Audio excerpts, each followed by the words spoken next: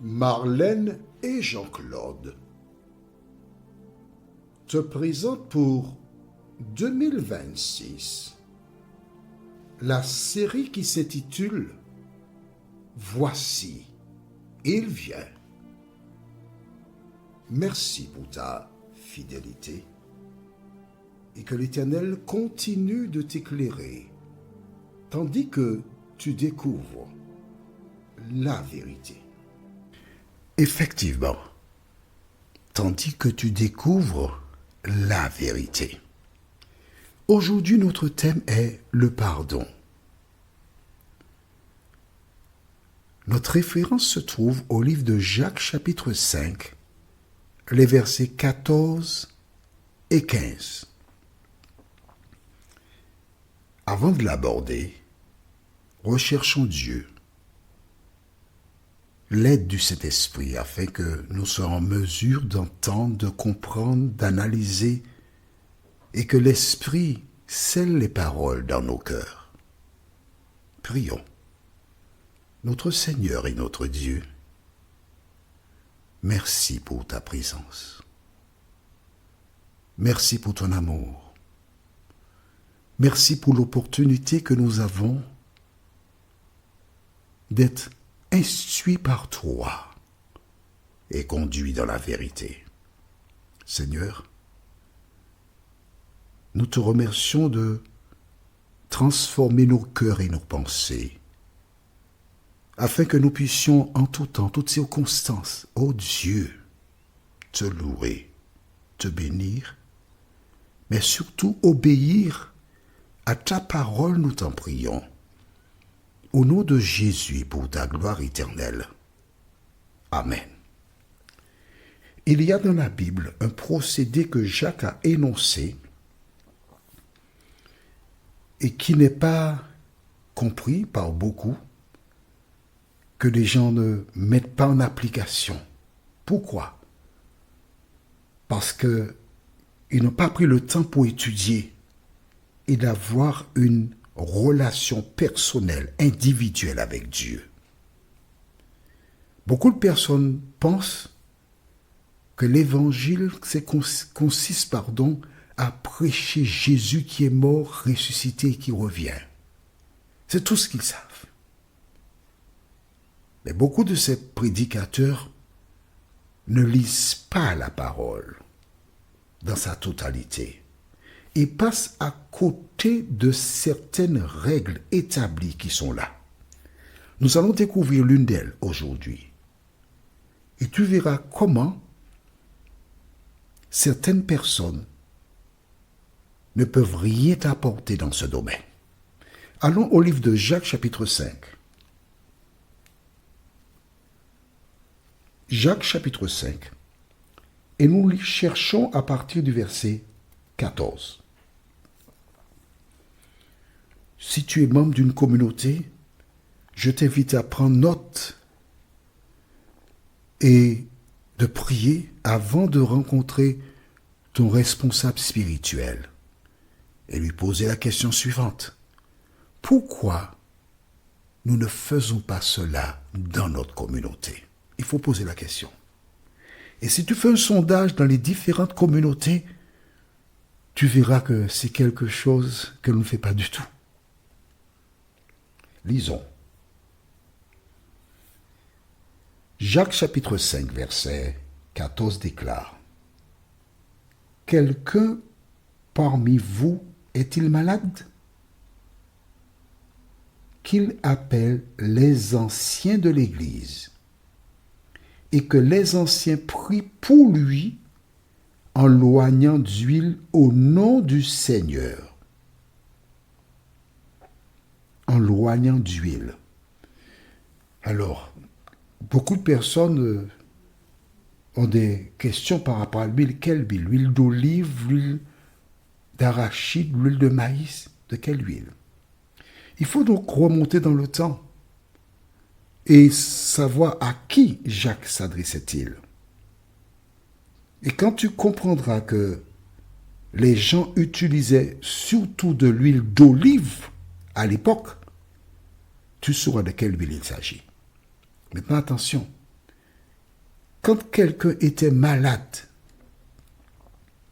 on faisait appel pas aux apôtres, non, aux anciens. Qu'est-ce qu'un ancien? Un ancien, c'est quelqu'un qui est responsable d'une communauté locale. Et elle était là, juste dans cette localité-là. Elle n'allait pas de localité en localité. Elle était le berger de groupe, on va dire ça ainsi. Et là, Jacques dit, dès qu'une personne est malade, qu'on fasse appel à l'ancien. L'ancien viendra, il va passer de l'huile sur la personne. Alors, où la Bible ne donne pas le détail. Mais eux, ils avaient le lieu en question. Alors, certaines personnes pensent au front. J'ai eu l'occasion de rencontrer un homme qui faisait cela. Une dame qui avait un cancer, il a été, et il est venu, il a lu ce texte. Ensuite, il a pris de l'huile, il a passé sur le front de cette personne. Il a prié avec elle. Que s'est-il passé après? Je ne peux pas te dire. Ça ne te regarde pas. C'était juste pour te dire. Non, je t'ai taquiné, excuse-moi. La personne, elle est décédée quelques années plus tard. Pas très, très, très longtemps, mais quelques temps après, elle est décédée. Alors, juste pour te dire que c'est une mission que les anciens doivent mener. Si l'ancien ne connaît pas l'existence de ce procédé, s'il n'a jamais suivi cette règle, comment peut-il l'appliquer? Il ne peut pas. Lorsque tu lis la Bible et que tu es un ancien dans une communauté, tu as lu ce passage, tu dois réfléchir.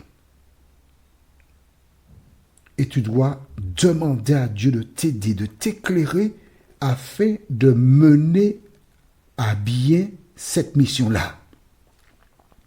Par contre, si tu es ancien juste pour dominer, pour te faire voir, pour que l'on sache que c'est moi qui suis ancien, tu es en difficulté. Parce qu'il y a probablement quelqu'un d'autre qui croit en Dieu, qui a la foi, et qui pourrait faire cela et obtenir du résultat. Lisons le verset suivant, verset 15. La prière de la foi sauvera le malade, et le Seigneur le relèvera. Et s'il a commis des péchés, il lui sera pardonné. Amen. Le pardon. Le pardon s'obtient aussi de cette manière. Ça, tu ne le savais pas. Écris ça dans le cahier. C'est pourquoi je te dis qu'il faut avoir un cahier de 300 pages pour prendre des notes. Car c'est en prenant des notes que tu connaîtras ce que tu dois faire.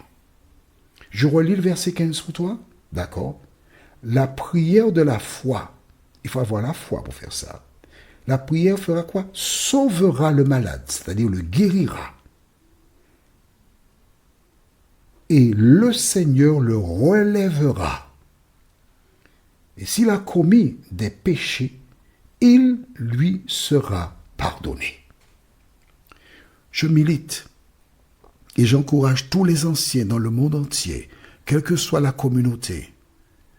Si tu es dirigé par le Saint-Esprit, tu sais que l'onction d'huile est un moyen biblique qui permet de guérir des gens et d'obtenir le pardon de leurs péchés.